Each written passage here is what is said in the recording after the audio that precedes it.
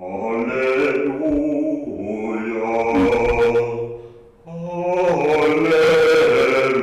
gotta keep this room like this. I just can't put insulation. People. Huh? Where are you gonna put people? See, that's the problem. You can't hear anybody in here either. Where are you gonna put people? I don't know. They can sit up on deck. Hammocks. Hammocks in the cargo hold.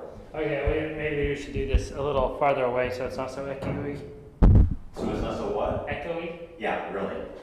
Or I can just stand in here and talk and walk back through past it. Alright. Alright, say what?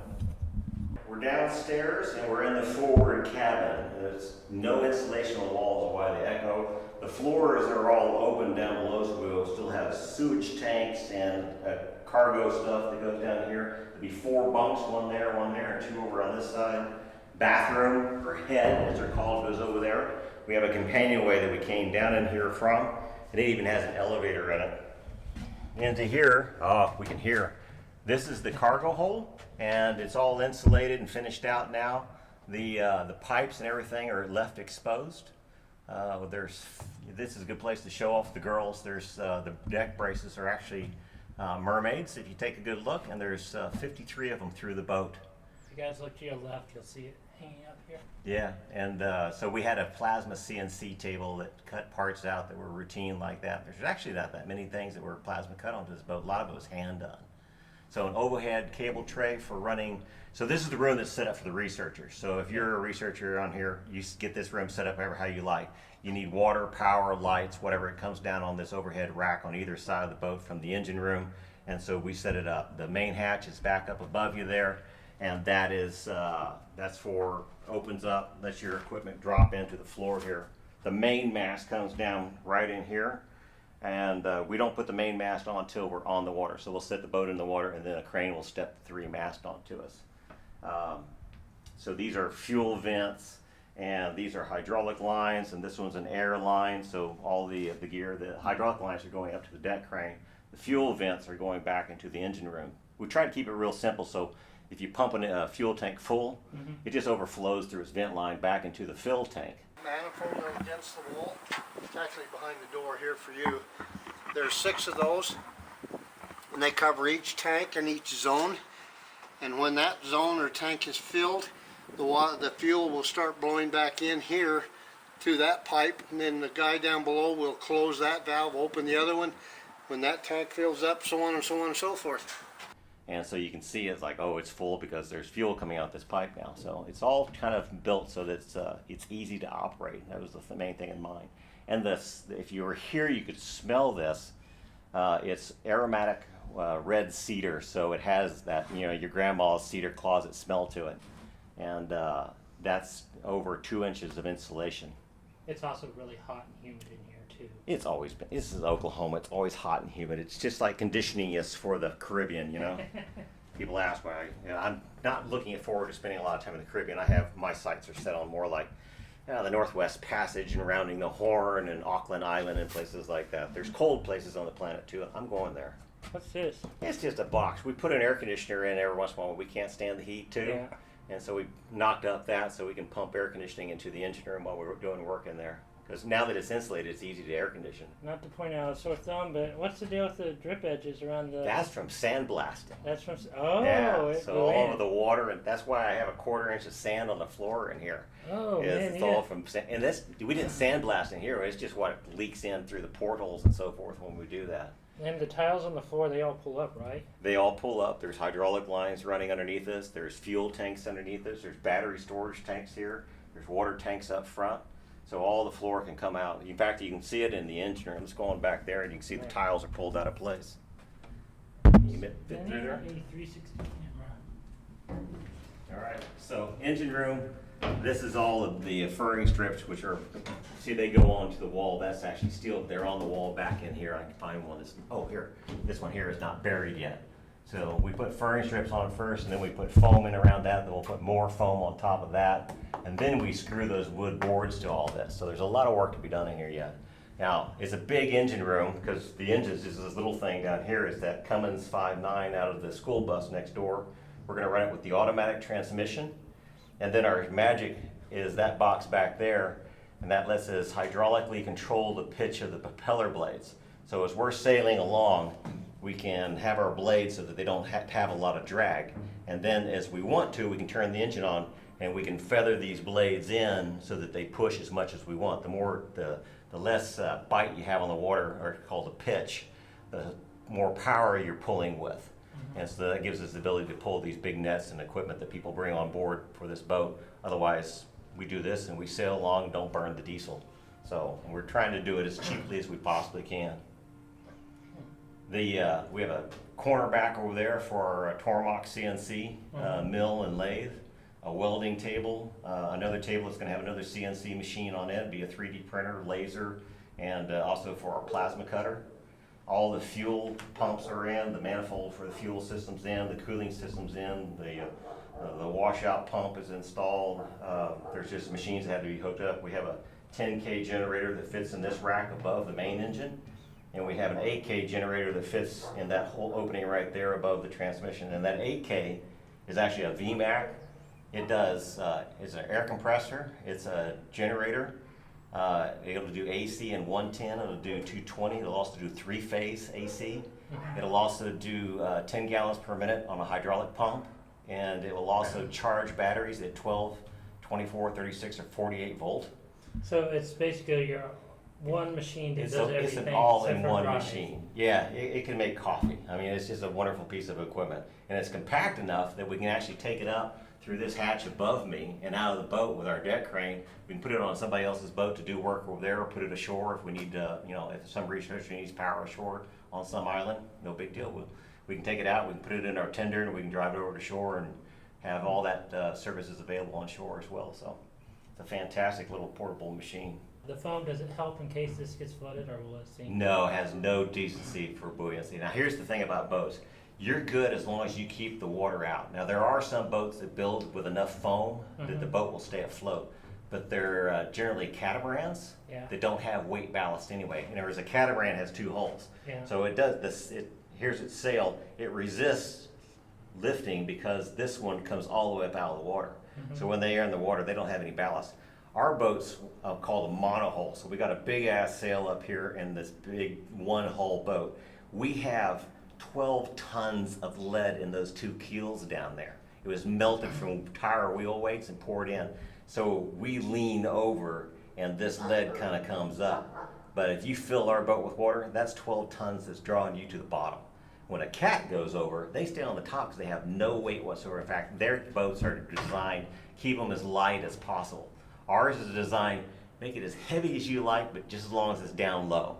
So that's why we can carry along, welders and generators and all this crud, because we're down low in the boat right now. It actually helps us sail better. We're more stable in the water. Okay. We're not going to beat a catamaran though. Those things fly. I mean, it'd be like racing a 4-wheel drive pickup truck against a Maserati. It's just there's no competition whatsoever. What I tell people is I can beat any boat that's like a plastic boat or a wood boat like that. I can beat them all as long as I get to hit them first. Okay, if I get to run into them and then we start the race, I'll win that race. Anything else, forget it. We're the slow dog. So. It's like a school bus versus a RV. Yes, exactly. It's a different animal altogether. Yeah. So the foam is strictly in here for insulation's sake. When we're in the Arctic, the cold stays on the outside. It's important for a metal boat too to have insulation, because if you get your iced tea glass out there, it sweats on the outside. Boats do the same thing, except the ice isn't on the inside of the glass, it's on the outside. The water's cool, and the moist air is on the inside of the boat, so it starts condensing on the inside of your hull and running down. So if we don't insulate the walls and the ceiling, it drips on you. It would rain on you literally on a bad day here. So that's why it's not only insulated, but it's sealed in to keep any of the moist air from going against the steel. No moist air against the steel, which is cooler. No condensation, no rain inside the boat. What are you going to do for your heat?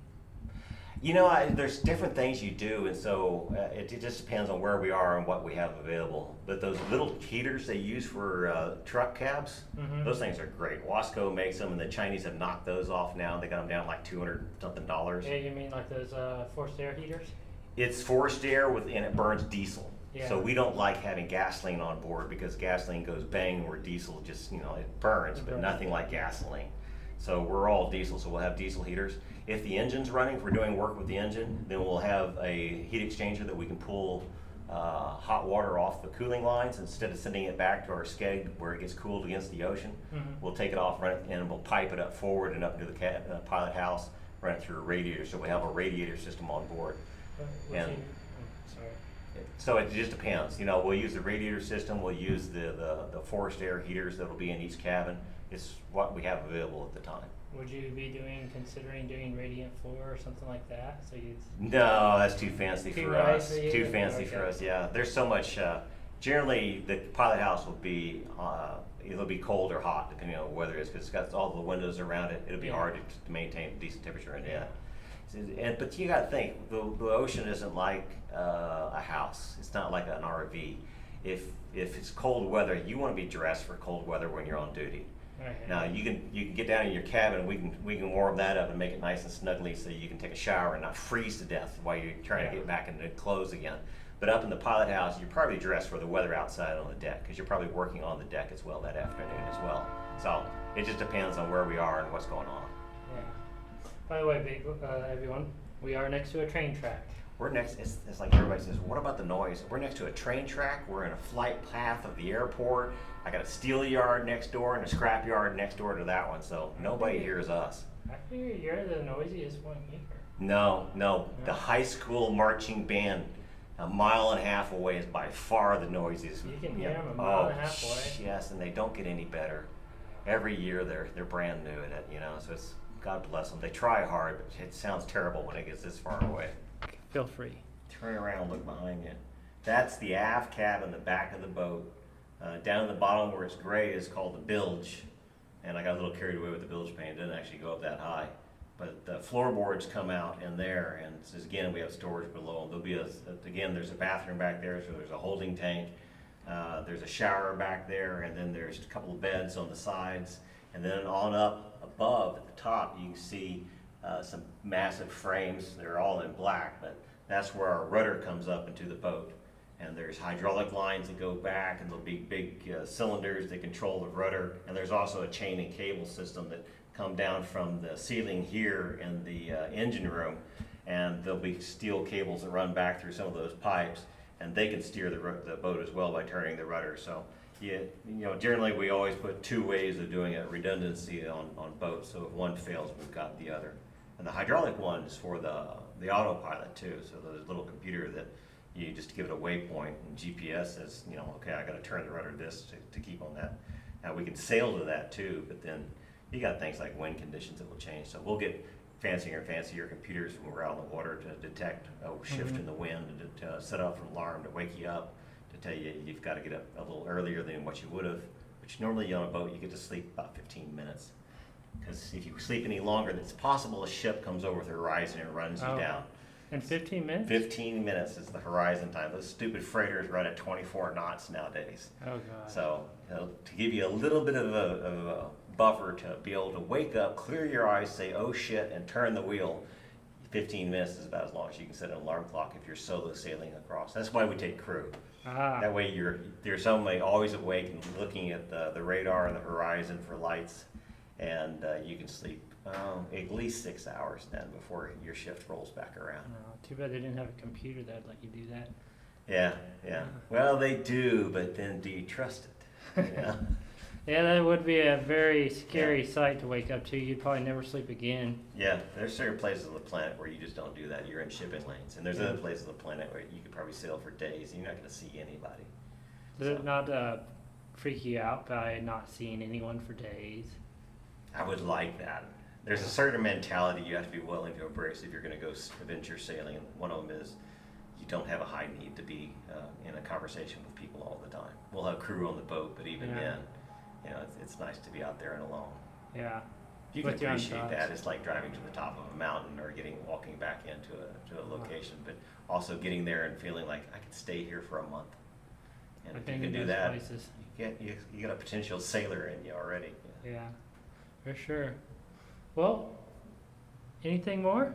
I don't think so. Until we Alright. build more, that's it. Well, thank you for the tour. You're very welcome. Thank you. I Nice appreciate meeting it. you. You're And, gonna have to come back by and work on her again. oh, I will. All right. When I get back down here, do my next rig. We'll see. Yeah, that'd be fantastic.